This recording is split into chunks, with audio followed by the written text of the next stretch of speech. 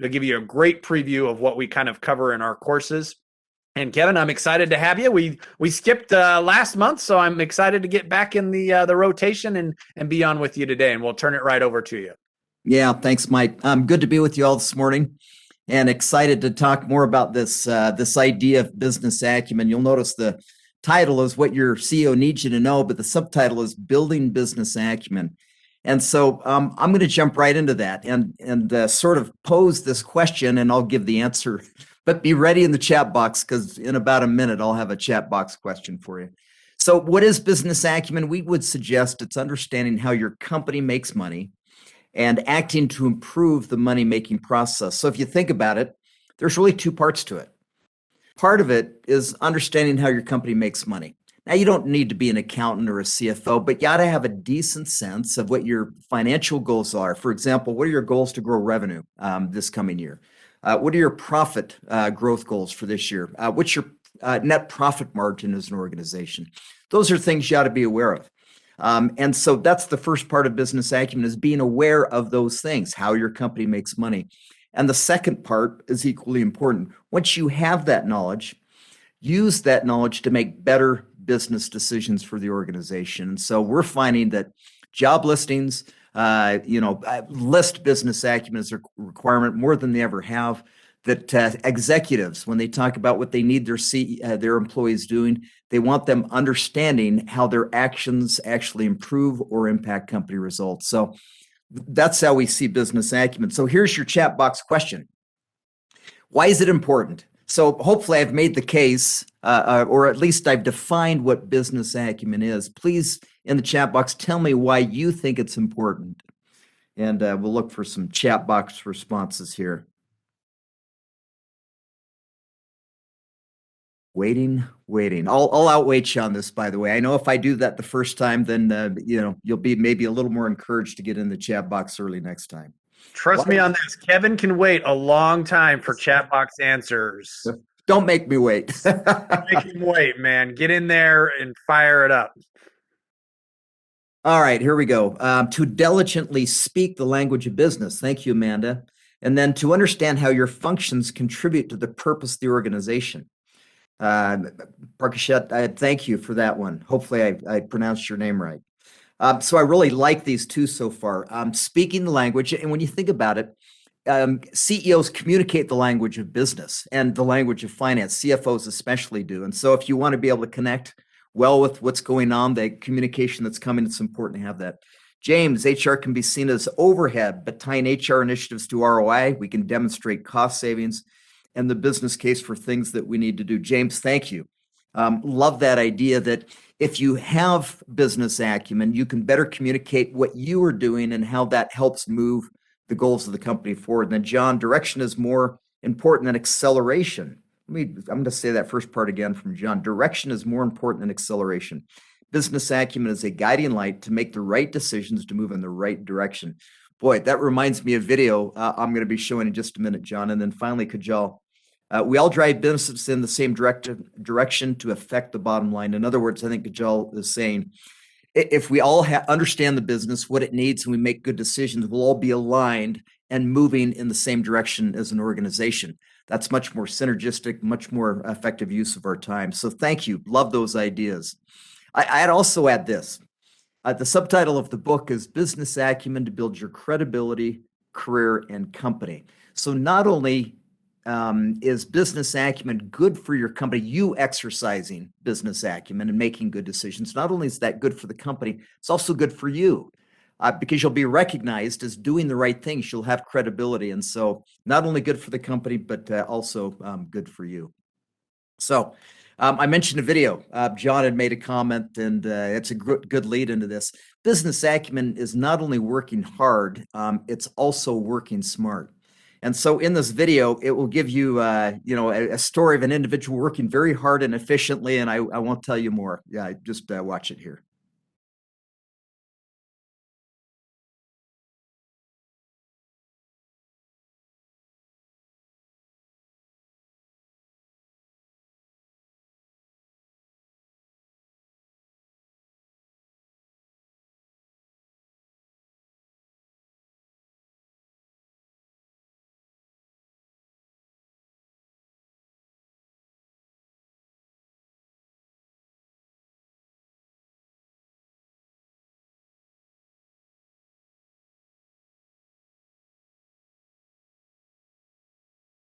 All right, I got to tell you, I like this guy.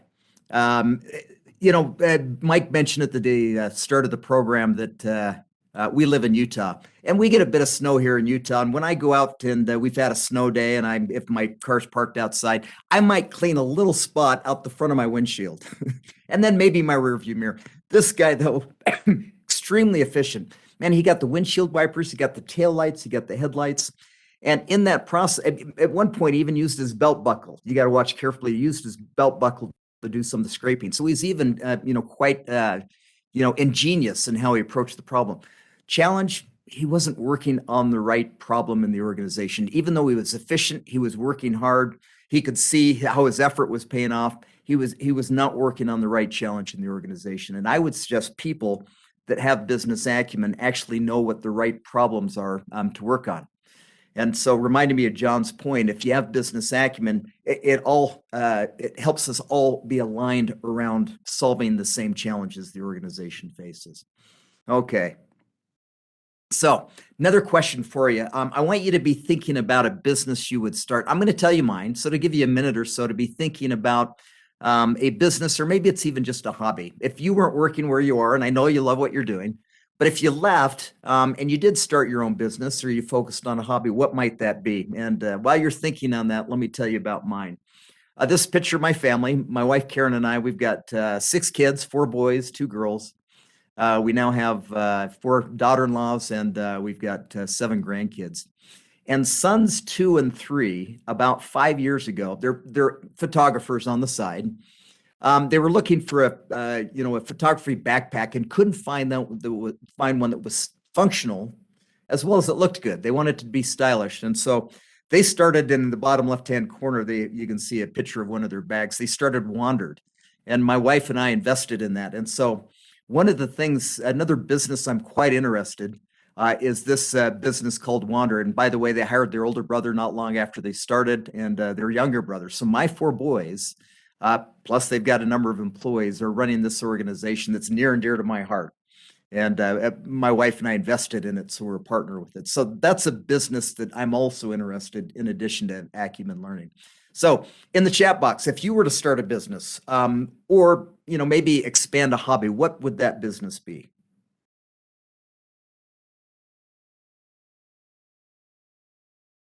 All right. Animal rescue. Thank you, Amanda. See if we can get a couple of others coming through. CrossFit gym, says Weston. Travel and tourism. Parkachet said ski shop, says Mike. Wait for maybe 1 or 2 others here. We've got a travel and tourism, CrossFit gym, training company, laser engraving, woodworking, and then concierge nursing, said Nicole. Paul, I'm going to pick on you. We've got a few more. Fitness for women over 50. Thank you, Stephanie. Let me pick laser engraving, woodworking. And this was Paul's idea. Let's say we're all consultants. We're going to help Paul get this woodworking business off the ground. In the chat box, tell me what Paul would need to have and do to get this business off the ground. What's he going to need to have, and what's he going to need to do? So Steve says he's going to need capital. Another word for that is cash or money. So he's going to need capital, no question. Paul says viable products. Yeah, just because it's something he's excited to do doesn't mean that the world will want it. So it's got to be a viable product that the world wants. Manna says a location. Mike says lasers and wood. Let me see. Weston says customers. Parkachet says skills. Susan says competition, capital, market outlook. What is the specialty? Yeah, I love all of these ideas. In other words, Paul's going to have to be really clear on understanding who the customers might be and is there demand there. And then domain knowledge, supply chain. Yeah. I don't know how many of you have started a business before. But business can be difficult. Any sense in the chat box, what percent of business startups last 4 years? What percent of business startups last 4 years? Give me your thoughts on that. 6, a 25, a 20%, less than 5, 10%. Yeah, most of these, actually all of them are on the low. Oh, a 40%. Susan, you're the first one to be above the right answer. The answer is actually about 35% of startups last 4 years. And for most of you, that was a lot higher than you were thinking, but still the odds are against you. If you start a business, you've got about a 1 in 3 chance of it being successful. And the other 2/3, fall along the wayside for various of reasons, various number of reasons. And you mentioned some of them up on the front end. One is they underestimate the need for money or cash or capital. Another is it might be an idea that's near and dear to them, but not something that the market really wants. Part of it could be timing, competition. Bottom line, excuse me. Bottom line is, I would suggest, obviously, business is difficult. Startups are hard. And if you could get your arms around 5 business drivers, I would suggest it would give you great insight into any business.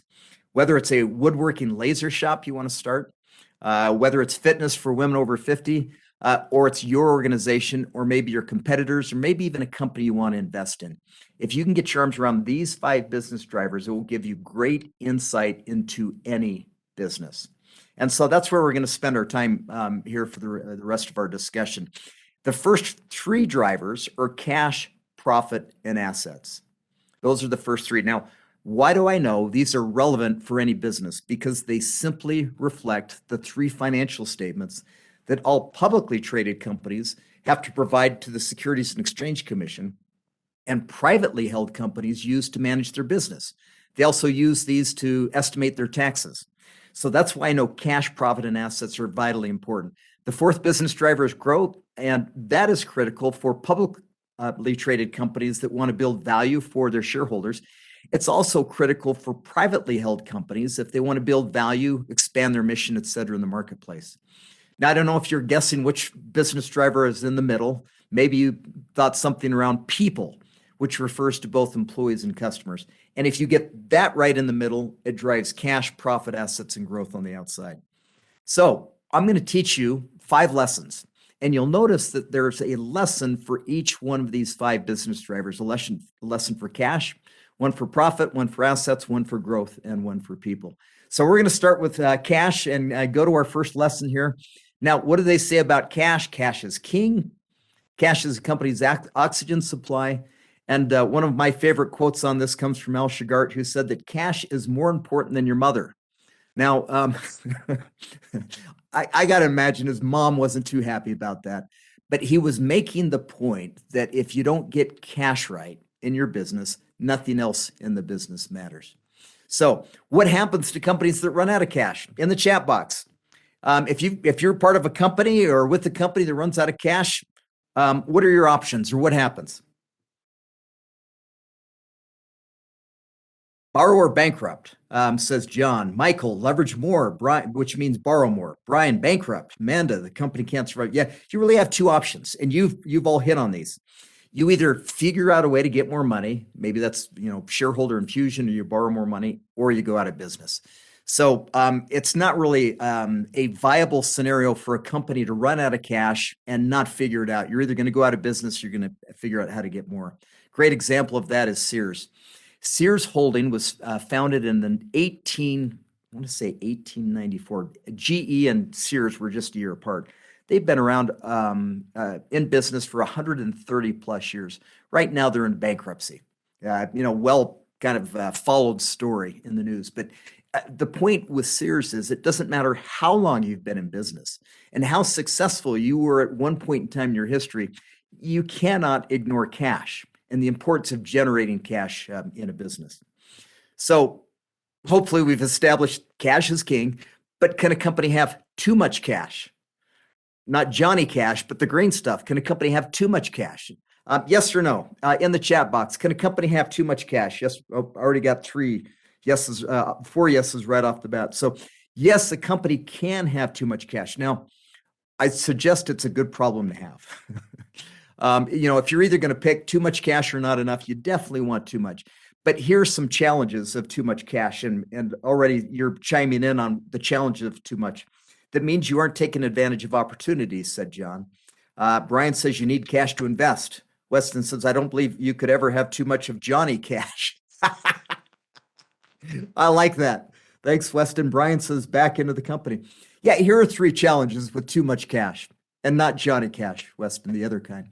3 challenges. One is it generates a low return. Now in the news, we're hearing a lot about how interest rates are going to start to increase, and they already have, or they're getting ready to be raised by the Federal Market Open Committee, Federal Reserve. They're going to start raising interest rates. But rates are still at historically low levels. So if you've got cash sitting in the bank, whether it's you personally or whether your company has cash in the bank, it's not generating much of a return. A second challenge is shareholders don't like it. If you're sitting on a lot of cash, shareholders know it's not getting much of a return, so they don't like it. And a third challenge is you can lose discipline. If you're sitting on plenty of cash, you might make decisions a little bit half baked because you assume, well, if it's not the right decision, I've got enough cash to back it up. So too much cash can almost create a lack of discipline in an organization. So the bottom line is you want to have enough cash to be in a healthy organization, but not so much that you're getting low returns, you're making shareholders mad, and you're losing discipline around the use of cash. Parkashet said, if you're in Japan, you may have to pay your bank for having excess cash. Yeah, it's interesting. Well, we've actually had negative interest rates in some cases, like in Japan. I've read this as well. You may even need to pay a small fee to have them hold your money. And Michael said Apple's an example of a company who analysts thought they held too much cash. Michael, great example with Apple. Last I looked, they were sitting on something like $200 billion in cash. And they constantly, even though they're paying dividends and they're buying back their own stock to try and return it to shareholders, 200 billion is clearly more cash than they need, and they constantly get pinged on that. All right, so a lesson around cash, the difference between cash position and cash flow. So, Mike, I'm going to pick on you for a minute. Mike, let's say we're prying into your personal financials, and we look into a savings account, and we see that Mike has $20,000 in his savings account. Now, when we talk about a cash position, that's how much cash is at a point in time.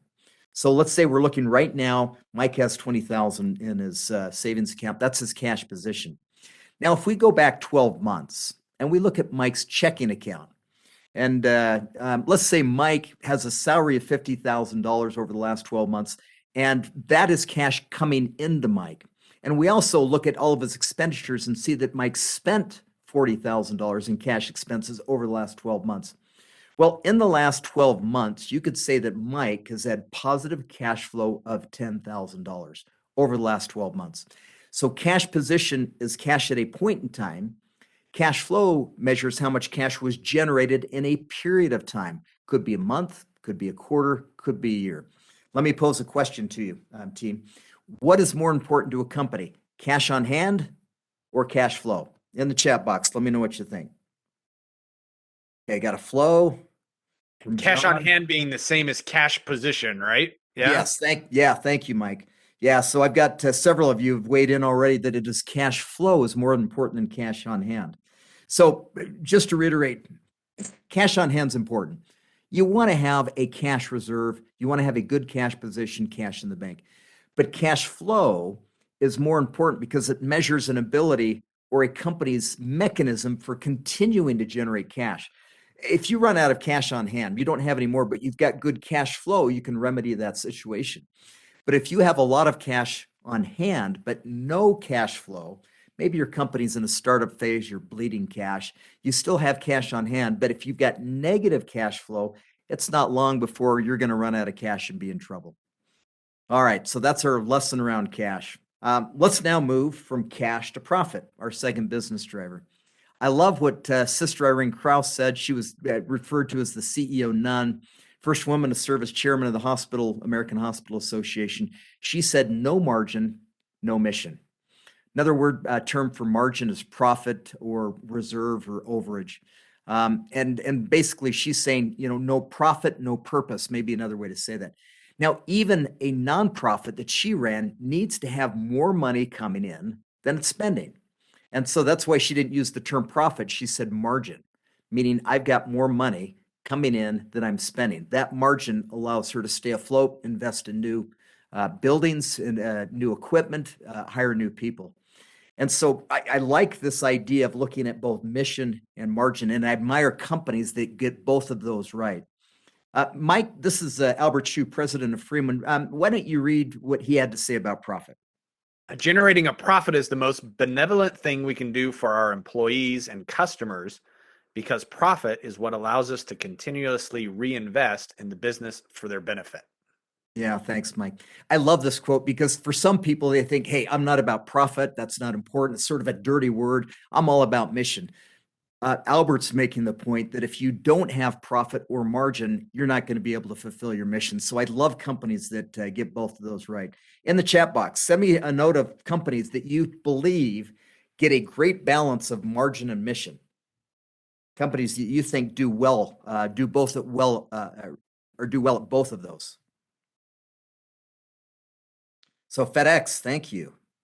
Who else? Coca-Cola, Facebook. See if we've got another one coming through. I'll throw one out that I admire is Costco. Costco was paying really good wages and full benefits long before it became popular with big box retailers, long before it was pushed on them. They did it because it was the right thing to do. Well, here's another example of a company with a great mission statement. Mike, why don't we have you read this for us as well? This is the mission statement from Japan Airlines, part of their mission statement. We will not only transport people and goods to their respective destinations safely and on time, but we'll also bring peoples, their cultures, and their hearts together as our contribution to world peace and prosperity. Nicely done, Mike. Love the Wow. inflection. Yeah, I think I should. I think I could do Japan Airlines commercials. I think you should. This is a great mission. You might think it's a bit grandiose. I mean, really, we're going to impact world peace and prosperity. But think about it. When people are face to face, they tend to treat each other a little differently. And their whole idea was, and this was written in the 1950s, their whole idea was we're going to help people get face to face. And as a result, bring better outcomes to relationships, greater peace. Love the mission. Here's the challenge, though. 2010, and this is during the global financial crisis, they filed for bankruptcy and in the process had to lay off about 16,000 people. Their board, retired in disgrace. And as you think about it, during bankruptcy, for example, Sears Holding is in the same place right now. It's really hard to be focused on mission when you don't have margin or profit. All of your effort shifts from mission and value to survival. And so, again, if you have a powerful mission, the only way to sustain that is by having also strong margins in an organization. And by the way, if you have strong margins, no mission, that's not compelling to employees. And of course, if you got a great mission and no margin, that's not going to be sustainable. So again, I'm advocating you need both as an organization if you want to be highly effective. Now, as we think of profit, and I'm suggesting on the screen here that you might want to take a picture of this. I'm going to give you what the profit and loss statement would look like percentage-wise for the S&P 500, the Standard & Poor's 500. This is 500 companies across all industries. And so if you were looking at the typical profit and loss statement, it would look something like this. And let's assume that it's just $100 in revenue so that we can look at the percentages easily. So if a average company has $100 in sales, $53 or 53% of that will go to cost of goods sold. There's two things in cost of goods sold. There's raw materials and direct labor, meaning direct labor means people that are part of the manufacturing process. You can also see that cost of goods sold is the biggest expense for most companies, typical companies. Now, you might be a part of a service company. Maybe you're a big accounting firm, like PricewaterhouseCoopers, and you're more about people service than you are about selling a product, a tangible product. So cost of goods sold wouldn't be very high for a PricewaterhouseCoopers, but the typical company has a big investment or a big expense in cost of goods sold. That gives for the typical company, a gross profit of $47 or 47%. Now, when you look at the next big expense item, selling, general, or administrative, that's sometimes called SG&A or just G&A, general administrative. And I've also included R&D here. When you take out, and many will call this company overhead, when you take that out, you get an operating profit or an earnings before interest and tax for the typical company of $15 on every $100 or 15% operating margin. Now remember, EBIT, earnings before interest and tax. Many CEOs use that term. They exclude interest and tax because the average person in the company can't do much about interest. We've already borrowed the money, you've got to pay it. Average person can't do much about taxes, you've got to pay what's owed. And so many CEOs will focus on the EBIT line or operating profit line more than they will on the net profit line, which is after interest and taxes. So we're looking at the average company has a net profit margin of 10%. In other words, for every hundred, I'll go back to this previous slide, for every $100 in sales, an average of $10 in profit or a 10% net profit margin. That's the average for the S&P 500. I hope you know what your company's net profit margin is. It's an important number. I hope you know what your company's revenues and net income was for last year in 2021. And I hope you know what your goals are for 2022. Those are critical measures. 3 of the most critical measures that a CEO or CFO will focus on in an organization. So back to this point, if the average company in the S&P 500 has a 10% net profit margin, in the chat box, give me examples of companies who you think have higher than average profit margins. Let's see what you come up with. Higher than average so Apple, great example of higher than average profit margins. Amazon actually is going to be on the other list. Tesla. Tesla is working towards higher profit margin. Novo Nordisk, absolutely. Novo Nordisk, a pharma company, has very strong profit margins. Let me show you some of the folks on my list. Visa, 48% profit margin. Those folks are printing money there. Facebook, 37%. Microsoft, 36%. So in other words, for every $100, Microsoft generates $36 in net profit margin. Amazing. McDonald's, this is a surprise, 32%. Very unlike the others on this list. Google, 29. Apple, 25. Coca-Cola, another product company, 22. J&J, Johnson & Johnson at 20%. So the question, why the high margins? In the chat box. Oh, by the way, Susan says, what about Amazon AWS division? It's the most profitable part of Amazon, Susan, as you likely know since you brought it up. It's driving Amazon's profits. So that part of the business is very, very profitable. So back to this question, why the high margins for these companies? What is it that they have in commonality that give them higher margins than the average company? So Susan says, Brand, boy, you're on the right track, Susan. Big, John. So I picked big companies, but yeah, you're right on this. Yeah, let me go back to, and then Brian said brand recognition. Yeah, I'll tell you, these companies are either selling a unique product. For example, Google, 70-80% of searches are done on Google.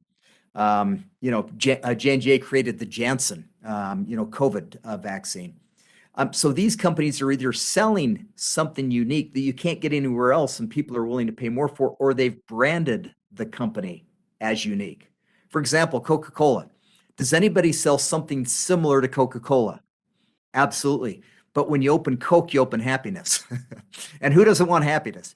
So Coke has done an amazing job worldwide as branding Coke as a unique product, as a lifestyle product. And because of that, people have a preference for Coke and they're willing to pay more for it. So they've got strong margins there. Now, let's go to the other side. Yeah, John says you're either the first or the best, and it's a heck of a lot easier to be first. Yeah, thank you, John. So these are high margin companies. What about low margin companies? Who do you think's on this list? I gave you a hint a minute ago. And Brian also said Coke is pivoted to healthy drinks. Yeah, like water. People will pay a premium for water. Exactly right, Brian. So Walmart's on this list, John. You're right. Susan says Dell. Yeah, Dell has traditionally been on this list. Ford, Barkashette says, yep. Brian says Amazon. Yeah, you're right. So General Motors, 9%. Remember, average is 10 for the typical company. General Motors on list, Amazon at 7. And by the way, Susan was making the point, AWS, one of Amazon's divisions, is much more profitable than 7, and it's kind of pulling the whole company up. Tyson Foods, largest chicken manufacturer, I believe in the United States, 5%. Chevron, 3%. Walmart, 2%. Costco, 2%. So why the thin margins for these companies? In the chat box, why the thin margins here? Parkishet says competition. Exactly right. On the right track here. Why? What else would you say about this? Very competitive. Volume driven. Yeah, because if you're not making a very high margin, you've got to do big volumes to make a lot of money. Massive overhead, says Desmond. Lots of people need their services like food. Yeah, you're all on the right track. In other words, these companies are selling something that is more commoditized. In other words, I'll use Chevron. If you don't buy gas at Chevron, you can get it at Exxon, or you can get it at some, many other places. And most people assume gasoline is the same. It's a commodity, it's ubiquitous. So they're not looking for gas they think is better quality. Most people are looking for gas that's the cheapest, the least expensive. And so all of these companies, since they're selling more of commoditized products, or in some cases, some services with that, they recognize that if it's commoditized, they're going to be competing on price. And that's why they have lower margins. So John is saying, so you can either make a few very specialized products or a ton of commodities. That's right. Exactly right, John. And there's a great example of that. I'll show you here. To that point, and before I say there, bottom line, if you're not unique, you better be cheap, right? And so to John's question around either making a lot, making a thin margin, or a few and making a much bigger margin, Porsche and Volkswagen are a great example of that, John. Volkswagen sold 11 million cars last year. Porsche only sold 225,000. And they profit from one Porsche being sold is enough to buy a Volkswagen. So, John, to your point, Volkswagen, high volume, thin margin. Porsche, low volume, high margin. Now, both of those are great business models. The best business model is high volume, high profit. High volume, high margin. And you could put Google, in that mix. You could probably put Microsoft in that mix. Apple certainly in that mix. High volumes, also high margins. That's the sweet spot. So, know the lesson two here. Know the basic profit measures from the P&L. And as you think about your role in your organization, you need to be really clear on how your decisions align with, and your actions, your strategy, your decisions, your actions, and also your people are aligned with what the company needs. If you're out in a silo making what you think are really good decisions and you're scraping the windshield off that car really well, and it does not align to what the company needs, then boy, you're really misaligned around that. But if you are working hard, you're innovative, you're using ingenuity, you've got your people aligned around what the company needs, boy, that's great alignment. That's great synergy for an organization. That's where you find an organization that's quite successful. When people are aligning their actions to what the company needs. By the way, I've also found that business acumen is a strong engagement tool because individuals want to know how they matter, how they fit in, how they make a difference in a business. So you helping your team be aligned with what the company needs, individuals will see the value you're adding. That's a great engagement tool. All right, let's move on to our third business driver, which is assets. And an asset is anything you own or control that has value. In the chat box, what are some of the assets that your companies have?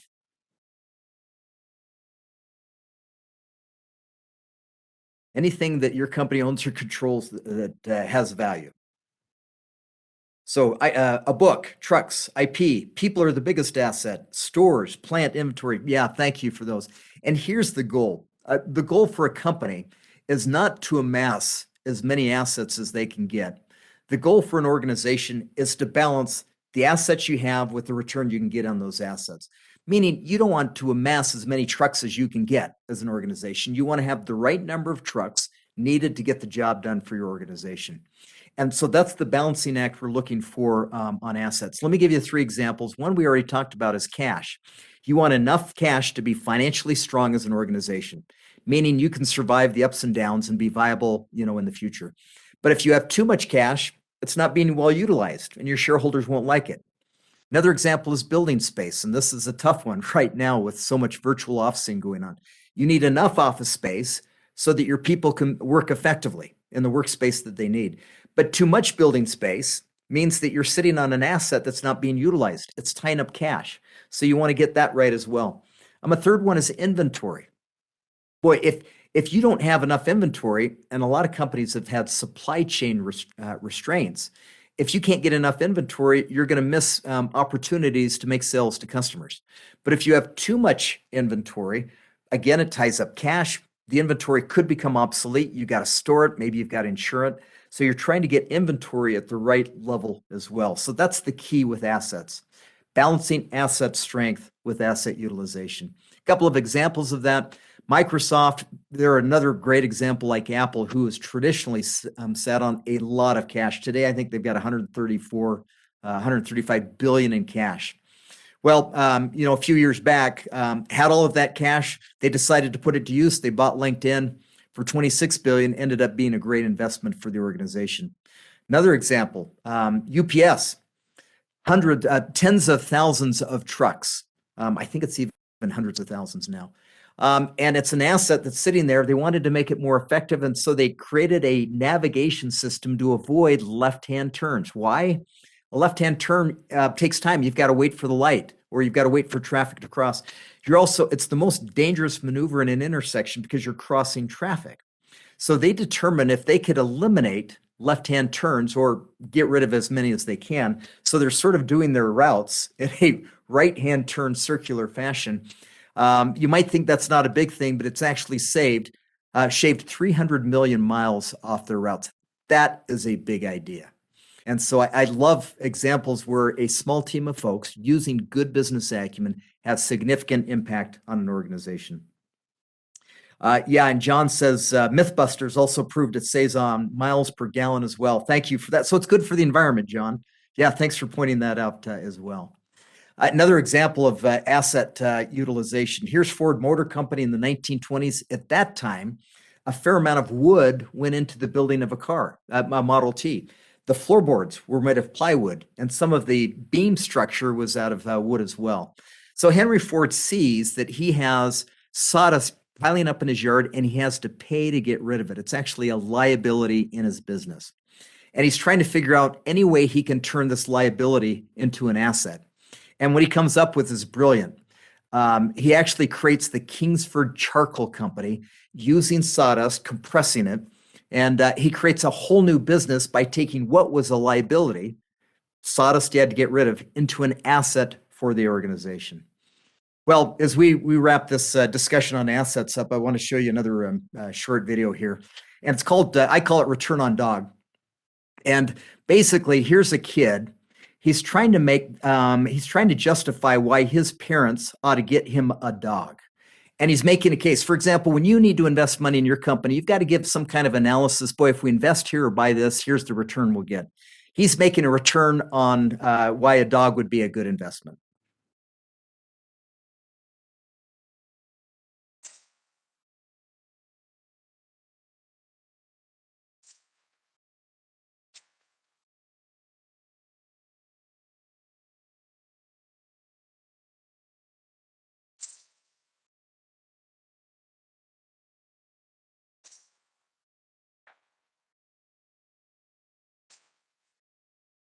Smart kid, right? Yeah. You noticed at the end that his dad was not so successful in making his case, but the kid did quite a good job of that. All right. So let's now transition from assets to our fourth business driver, which is growth. Now, in the chat box, why is growth important? Give me some of your thoughts on, and I'd imagine all of your businesses are focused on it. Why is that? Why is it important to a business?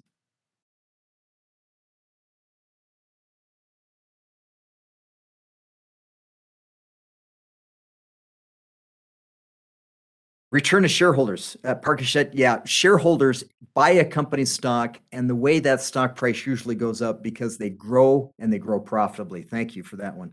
It measures how well the business is doing. Said Weston, Paul, revenue stream. Let me see. John says growth allows for more assets and cash and attracts better people. Boy, that's a big one. Mike, recruiting, also that idea of people. Employee morale, says Steve. Sean, if you don't grow, eventually you die. And then Brian, growth contributes to innovation. I love those. So you've captured 3 or 4 that are on my mind. One, if you're not growing, you're dying. One of you said that specifically. And so it forces you to be innovative in a business. 2, shareholders like it. If you're growing profitably, company's worth more money. Three, people are attracted to it. And several of you said that before. If a company's growing, you've got upward mobility opportunities, better career pathing. Also, if a company's growing and they're doing it profitably, it allows for cost of living and even bonuses and increases over time. So growth is important for those reasons that you've mentioned, and possibly even a couple additional ones. So here's an example in one particular industry of why growth is so important. And I picked 1991 because these two companies, very well-known companies, both have already been mentioned on this call, were at the same size at about $32 billion of revenues in 1991. And what's also interesting, at about the same time, the CEO of the company in red on the bottom made the point that their company was in a very mature industry. There was really no more growth to be had because it was saturated. And what's the problem with that thinking? Thinking that you're in a no growth business, there's really no opportunity. It's exactly what you're going to get. You're not going to invest for it. You're not going to take risk for it. You're not going to be paying attention to that. And that's exactly what that company at the bottom got. Any guess on who these two companies are in the chat box? Company in blue or company in red?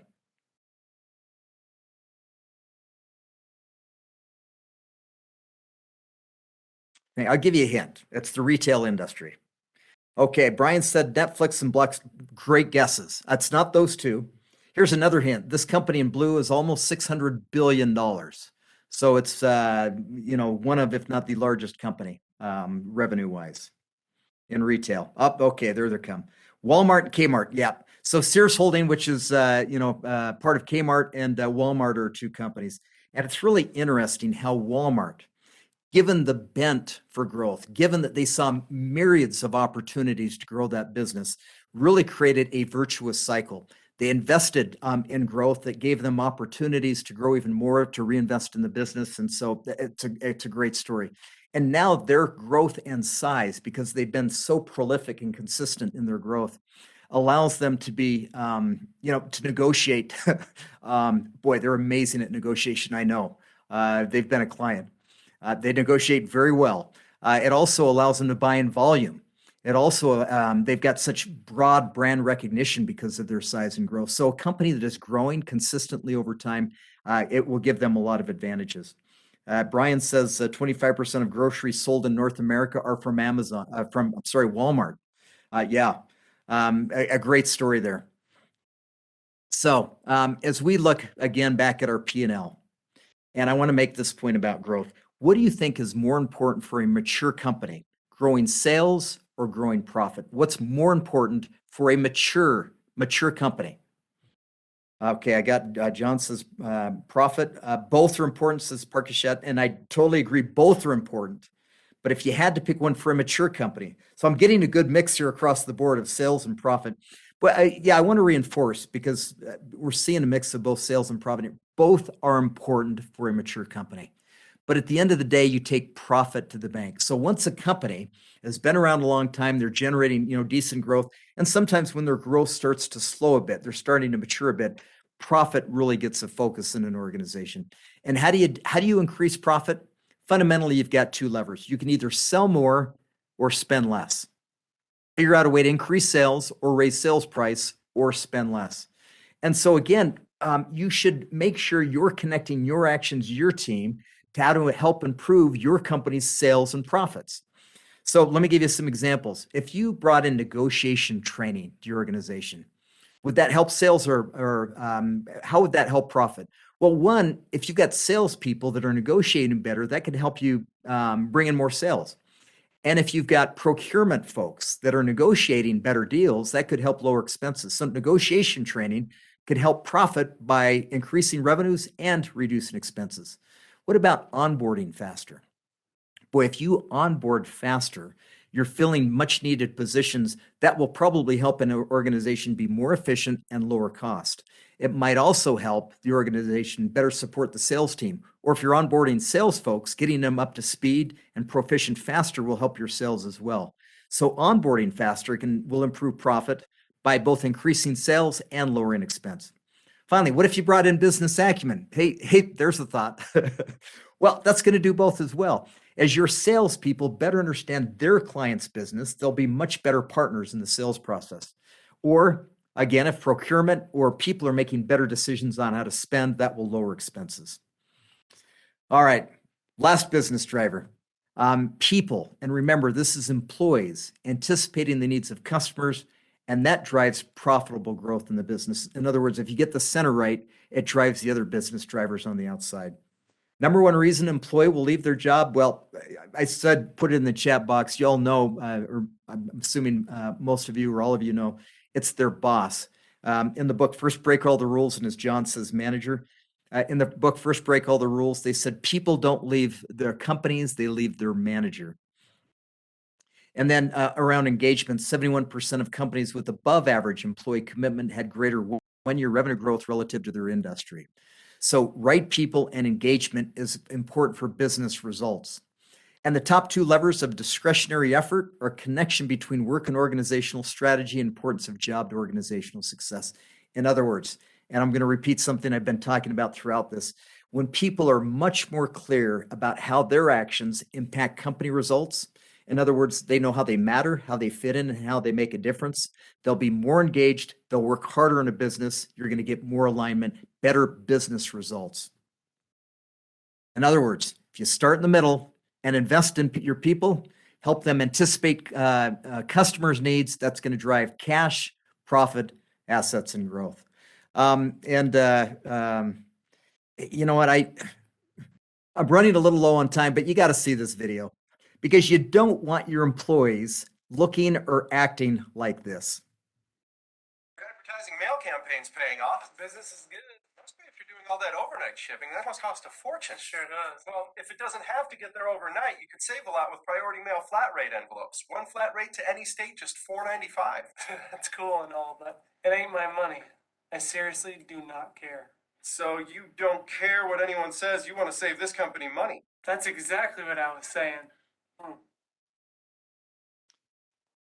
Yeah, again, you want your employees being really clear and not only being clear on how the company makes money, also caring about the company making money. When a company makes money, that's good for employees.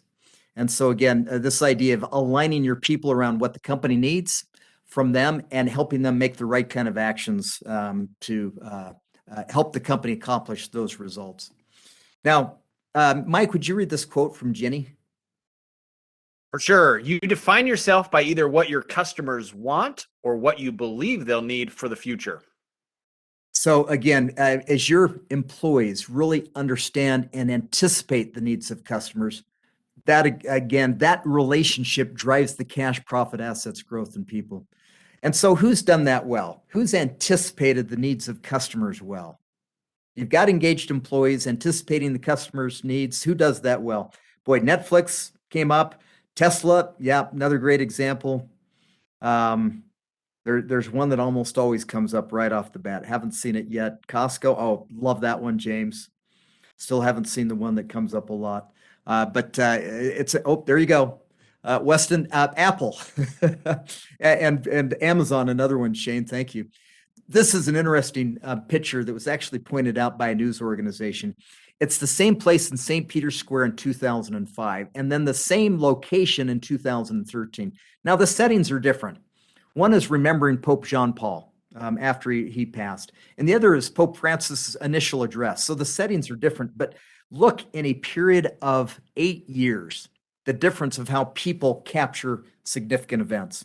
And so it's so amazing how Apple and others in the wireless and the phone smartphone business have really changed the way we navigate, the way we take pictures, the way we take videos, the way we access information. Amazing how they've anticipated well. Now, who's failed? Well, let me give you 3 examples. Blockbuster, this one came up earlier. It's amazing that Blockbuster was approached by Netflix twice and didn't see the opportunity. And of course, we know where that ended. You had the Sony Walkman and the Discman. I had both, and they were the best thing around. Then the iPod came out, and that was the big thing. And now you've got streaming music, and you've got music on your smartphone as well. Amazing now that industry has transitioned. And then finally, you've got Kodak, which was the model. Boy, not only a model in their industry, but a model for all companies because of how dominant they were. Failed to make the transition to digital photography. And now, even our smartphones are where most people take videos and also take pictures. And what's really sad about this story, it was Kodak who actually invented digital photography in the 1970s. Just didn't have the innovative sense, nor willing to take the risk to undermine their primary business of film in order to go where the customers wanted them to go. Sad story there as well, although they're making a bit of a comeback. Well, so we've talked about these 5 drivers. We've talked about a lesson for each one of these drivers. We've talked about cash, profit, assets, growth, and people. Now, I'm going to ask you to do something with me. You might be, in a room with other people. That's okay. Please do it with me. I want to give you a way to remember these 5 drivers. So cash, do that with me. Universal sign for cash. Profit, I talked about either selling more or spending less. So that's how you'll remember profit. Assets, strength and utilization is the balancing act there. Growth, you want it going up. And then people close to the heart. Okay, that's how you remember these, a little kinesthetic activity. Do it with me again. Cash, profit, assets, growth, and people. And one last time, a little faster. Cash, profit, assets, growth, and people. All right, I think that'll help you remember those just a little bit better. And, we also, I would imagine many of you have come in with various levels of business acumen. Some of you could probably even have taught this session. But I hope we've sparked some additional some additional motivation to continue to build your own business acumen and the business acumen of your team.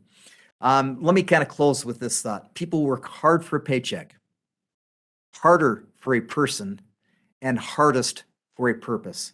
So again, as you help your team get really clear on what your company needs and what they can do to help support those company goals and objectives, you'll tap into not only people's backs, not only their minds, but also their hearts, their spirits.